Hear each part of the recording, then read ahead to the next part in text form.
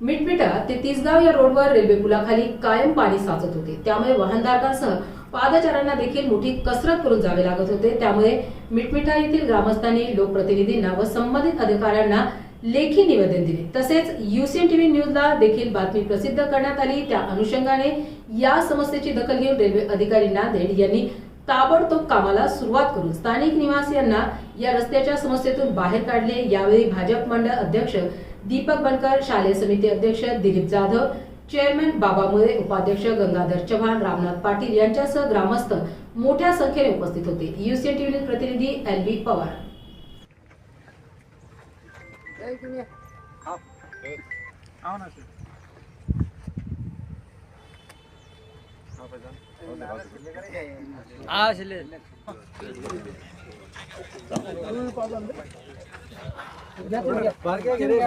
पाटील पाटील पुढे पाटील इकडे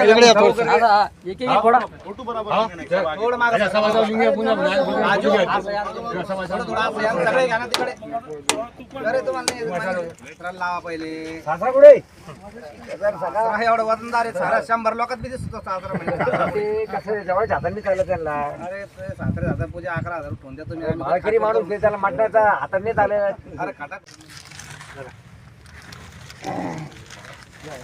नारायण राणे यावर इकडं चला पांडुरंगा यांचं फटाफट काम जोरात धुंदवलंय त्रास नको बाबा हो जाणाऱ्यांना त्रास नको याने लागले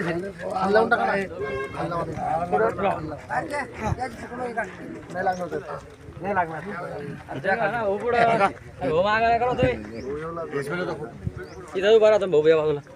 चालू करो घेऊ मार्के घे मार्के घे भाऊ ते पण चालू कर अरे 5 टाका तर मार्क्या अरे हॉटेलवाल्याचा फोटो काढा बाबा पुढे तुझ्या शिक तुला खरं रे हा ठीक आहे आईच्या हातान 2 टाका हा आईला येऊन द्या या बाई पुढे या ना आई सांग बरा टाका फोटो काढा तिथे ताय खाली वरतून फेकले चालणार बाई असं हा चल अगरबत्ती लागून खाली हा चटक बस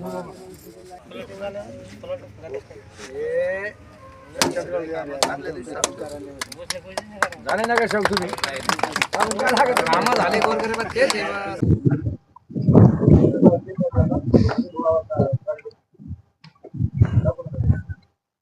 गाडी जाऊ लोडिंग गाडी जाऊ नको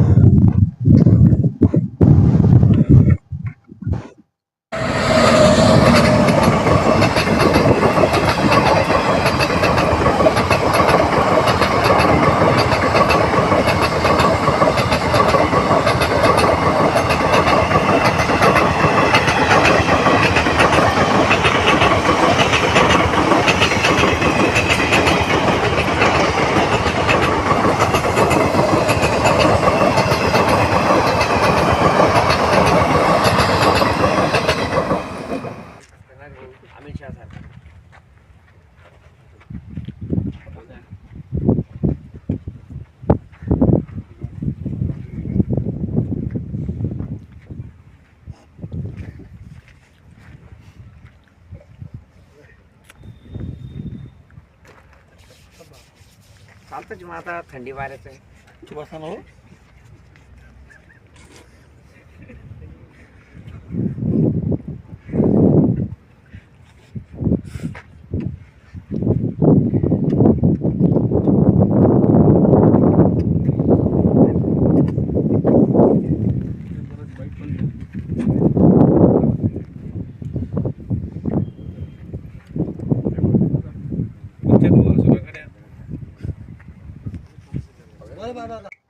नमस्कार। आज आपण छत्रपती संभाजीनगर जिल्ह्यातील मिटमिटा या गावी आलो आहोत। या ठिकाणी रेल्वे डिपार्टमेंट कडून या ठिकाणी पूल काही काळापूर्वी बांधला गेला होता, पण विषय असा झाला होता, हे मिटमिटा ते तिसगाव हा रस्ता 6 किलोमीटरचा असून या पुलाखाली अत्यंत पाणी साचत होतं। बरेचसे वाहन या ठिकाणी पडले, बरेचशा महिला जखमी झाल्या, बरेचसे जेंट्स सुद्धा जखमी झाले आणि त्या अनुषंगाने मिटमिटा या गावचे ग्रामस्थ यांनी शासन दरबारी नव्हे तर आमदार खासदार यांना लेखी निवेदन सुद्धा दिलेले होते, परंतु 2-3 दिवसापूर्वी यांनी आक्रमक भूमिका घेतली आणि या ठिकाणी येऊन आंदोलन करण्याचा प्रयत्न केला आहे आणि त्याची दखल घेऊन आणि यापूर्वी 1 महिन्यापूर्वी आम्ही सुद्धा न्यूज दिली होती, वृत्त प्रकाशित सुद्धा केलं होतं, त्याची सुद्धा शासनाने दखल घेऊन आज या ठिकाणी माननीय बनकर साहेब सरपंच साहेब यांच्या हस्ते या ठिकाणी उद्घाटन होऊन कामाला सुरुवात केलेली आहे आणि आता त्यांनी ठेकेदारांना सुद्धा सांगितलं की काम हे अगदी व्यवस्थित आणि चांगल्या क्वालिटीचं व्हायला पाहिजे हे सुद्धा त्यांनी सांगितलं. आता आपण त्यांच्याकडून थोडक्यात त्यांचे मनोगत जाणून घेऊ, या कामाबद्दल ते काय सांगताय आपण त्यांच्याकडून जाणून घेऊ. नमस्कार. आपलं पूर्ण नाव काय? दीपक भाऊसाहेब बनकर. आता तुम्ही ह्या कामाबद्दल हे रस्ता बंद झाला होता त्याबद्दल आपण काय सांगू शकता?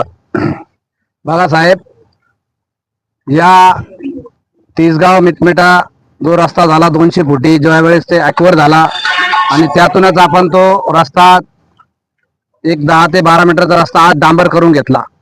परंतु दुर्दैव बघा, रस्ता होऊन 5 वर्ष झाले.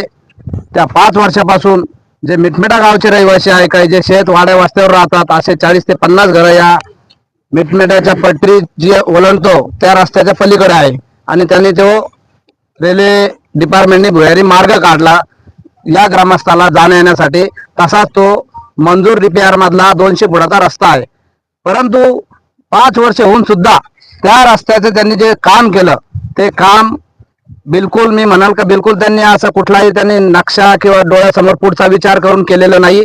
ज्या वेळेस पाणी 5 वर्षाने तिथं पाणी साचतं आणि टेम्पररी ग्रामस्थ त्यांना 2 वर्षापासून सांगता की पाणी इथं साचतं, याची तुम्ही विल्हेवाट लावा, याचा आउटलेट काढा, याचं कुठेतरी निर्गम करा.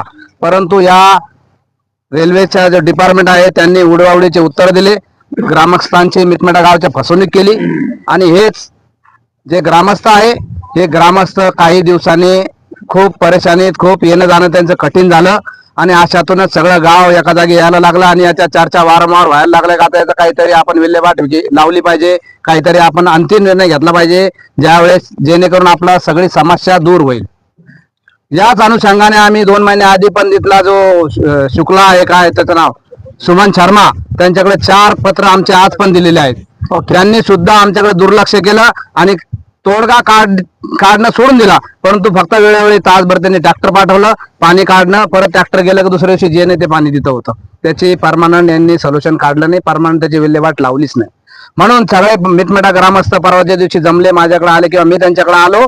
त्यांनी मला सांगितलं असा असा प्रश्न आहे आणि लगेच त्या ठिकाणी एक मोटरसायकल पडलेले होते, त्यांना उचललं आणि ते सगळं बघून सगळ्यांना त्यांचा राग अनावरण झाला नाही आणि सगळ्यांनी सांगितलं आम्ही हा रस्ता बंद करतो. त्यावेळेस मी त्यांना सांगितलं असं करू नका, आपण लोकशाही पद्धतीने याचं काहीतरी निवारा करू आणि आम्ही तिथं उभं राहून, मी भारतीय जनता पार्टीचं काम करतो, आम्ही सर्वांनी त्या DMRला फोन लावला नांदेडला. त्यांनी त्या दिवशी आम्हाला दिले उडवडीचे उत्तर, पण आम्ही प्रेसला बोलवलं, प्रेस कॉन्फरन्स घेतली, इलेक्ट्रॉनिक मीडिया बोलवला आणि त्याच्यावरती सर्व सविस्तर त्यांना मागणी मांडली आणि त्या मागणीच्या मांडणीच्या उद्देशाला धरून आम्ही सांगितलं की आम्हाला जर 2 दिवसात पाण्याची विल्हेवाट लागली नाही तर आम्ही 2 दिवसात इथं धरणे आंदोलन करू, असं त्यांना आम्ही रेकॉर्डला त्यांना व्हॉट्सअप हे ते सगळं करून दिलं. त्यानंतर त्यांनी लगेच पाय उचलला आणि कामाला सुरुवात केली. तरी कालचा दिवस त्यांनी पाणी काढलं आणि आज लगेच त्या DMRशी बोलणं झालं माझं. त्यांनी म्हणे ठीक आहे मी काम करून देतो आणि ते त्यांनी नाली करून आज काम चालू केलं. त्याच्या उद्घाटन प्रसंगी आपण इथं सर्व ग्रामस्थ जमलेले आहोत. साहेब नाव काय तुमचं?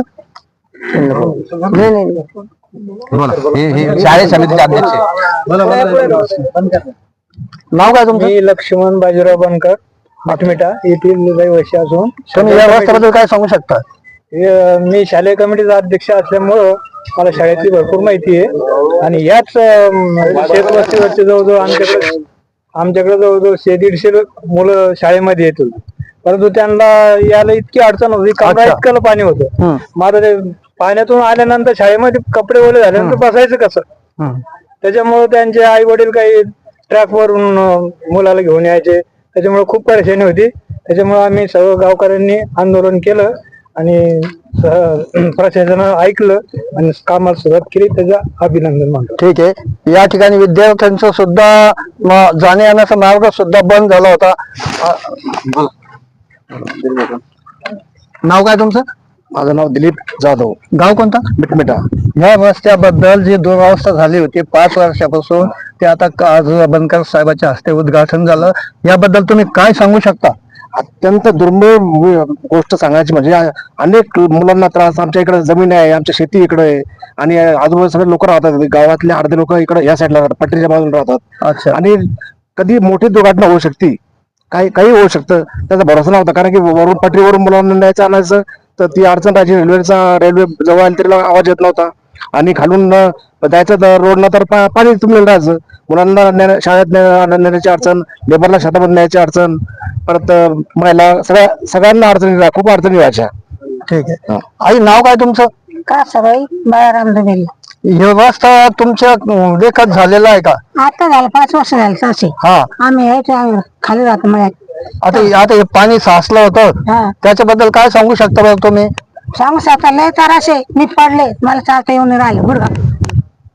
चला दवाखान्यात मी घेऊन जाईन तुम्हाला. हा. कधी नेता या ठिकाणी बऱ्याचशा समस्या होत्या. विषय म्हणजे शालेय समितीचे अध्यक्ष आपल्या सोबत होते.